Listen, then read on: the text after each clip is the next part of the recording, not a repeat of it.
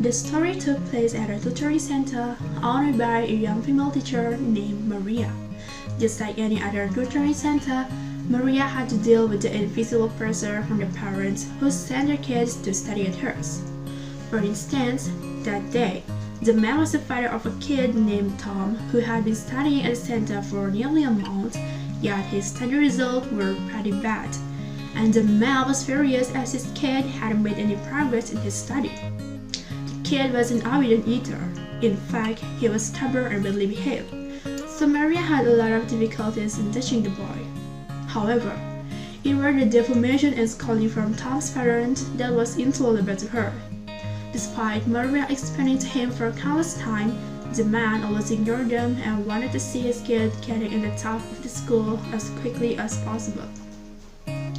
That day, Tom's father even threatened Maria that if she couldn't help his son land in the top 5 of the school in a month, he would shut down her tutoring center. Maria clearly knew that he was a powerful person, as he worked in the National Department of Education, so it would be easy for him to cause her trouble and let her business to go bankrupt. As she left the center, Maria had thinking a lot about this demand. It was truly difficult for her to help his son into the top student of the school. As if everything seemed to be against her, Maria suddenly remembered an item that a mysterious woman had given to her on the grand opening of the tutoring center. The mysterious woman had made a call to the center phone number and told her that one day she would need it. Since it was a strange, bizarre-looking item, she had kept it in the warehouse.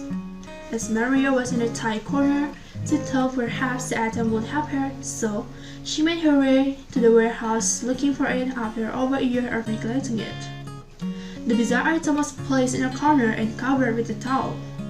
Fortunately, it was still there and in good condition, while the white glove was covered in mud. It was a creepy-looking thing.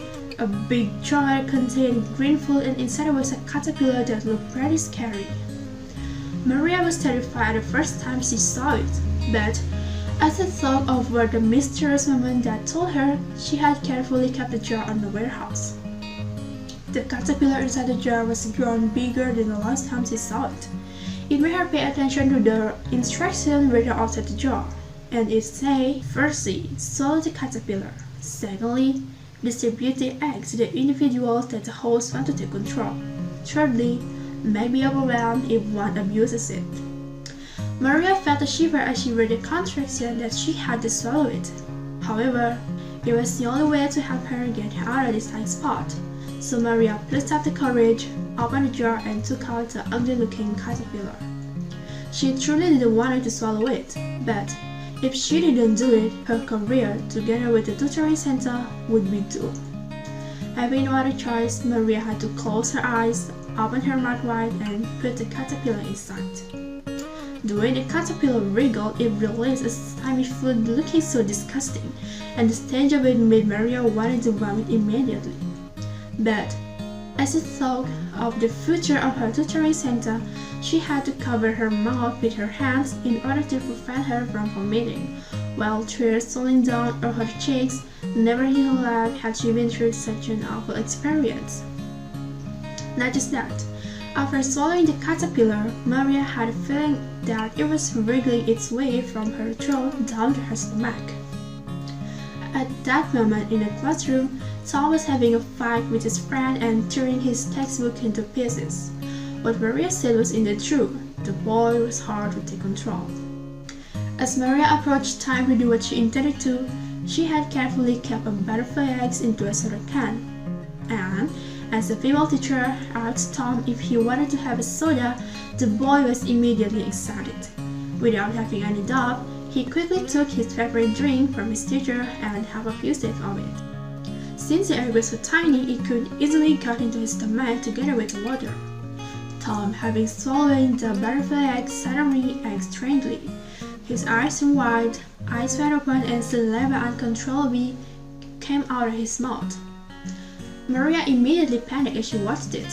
If something bad had happened to him, she wouldn't know how to explain this to his parents. The boy's facial expression became even worse, as his eyes tried to projecting while dark circles slowly formed under them, and saliva kept releasing and the veins appeared all over his neck. The young boy even convulsed and trembled like he was suffering from a drug overdose. That boy's behavior was dissimilar to that of when Maria swallowed the caterpillar. As she remembered the cousin written on the jar saying the one who swallowed the egg would control by the caterpillar, so she immediately felt worried. Maria was extremely nervous to see the outcome. Right at that moment, Maria felt an electric current running through her body. Then, she required the cat to do as she said with a talk inside her mind. Go back to your table and do your assignment. As she whispered her order to Tom, the electric current quickly went from her body to the young boy. Then it disappeared as Tom slowly got back to normal. However, his eyes still looked lifeless. The mischievous kid, who had no interest in learning, suddenly became obedient, slowly made his way to the classroom without saying any disrespectful word to his teacher. Since that day, Tom had become a completely different person, no longer being involved in a fight with his friends or tearing his textbook. Instead, the boy was studious and smart. Maria was so happy to see him like that. However, she had forgotten about the risk that she and the boy would have after using the caterpillar. Maria was not the only one who was surprised by Tom's sudden change in his personality, as his friends were amazed by it too. However, the boy slowly became less talkative. He was no longer happy nor enthusiastic the way he once was. Instead, he always spent his time reading and studying quietly. It is safe to say that Tom had become a machine and its job was to study and study. As time went by, finally a month had passed, and the result not so much of my exam eventually came out. It was hard to believe that a student who was once at the bottom of the list quickly made his way to the top to everyone's surprise. Maria couldn't believe her eyes as she saw Tom on the top of the list. To her, it was too good to believe such a thing. Seeing the amazing performance of his kid, Tom's father was delighted and quickly expressed his gratitude to her tutoring center so more people would know about it. Despite being happy, Maria suddenly felt insecure and worried. She didn't dare to imagine how it would be like if Tom couldn't keep up his amazing performance and went back to his bad behaviors. Not just that, seeing the surprisingly good academic achievement of Tom, many parents of the other kids were unsatisfied with the female teacher, and they wanted to see Maria and had a talk about it. As they saw, she had achieved legal money to have a bias toward their children while having a preference for Tom. They even wanted to sue her tutoring center as they believed she cared more about kids that came from wealthy families, which put her in such an awkward position. She tried to explain to them, but it was all meaningless. They didn't even bother to hear the explanation from her. Altogether, they demanded Maria to help their kids to perform better at the upcoming exam. If their kids made a progress in improving their score, they would no longer let them study at her center.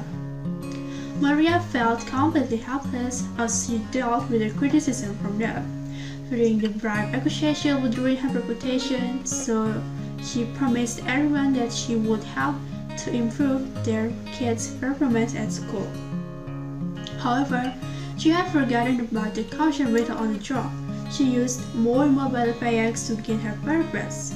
She sneakily put them into the meals of the students so she could easily command them.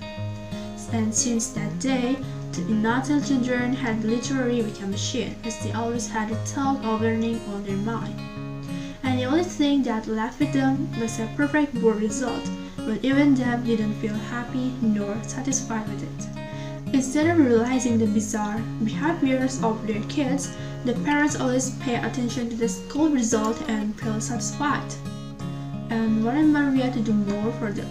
As the reputation of the tutoring center was growing high, more and more people came to Maria and hoped she would better their children's performance at school.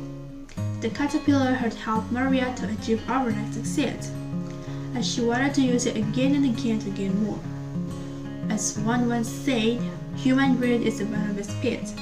Maria had taken advantage of her reputation to open more benches for a tutoring center, which meant that more students would become lifeless, inanimate objects. That day, Tom's father sent out his recognition flower to Maria. It's safe to say that he really contributed to the success that Maria was having now. Without outstanding the performance of his kid at school, the man had made a request to the National Department of Education to give Maria numerous awards and level up her tutoring center.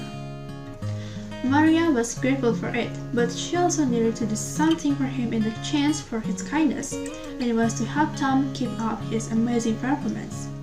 However, the demand from him had become unacceptable. This time, he demanded Maria to help his son become one of the country's top students, which meant that she would have to make Tom eat more butterfly eggs and forcing him to study more intensely.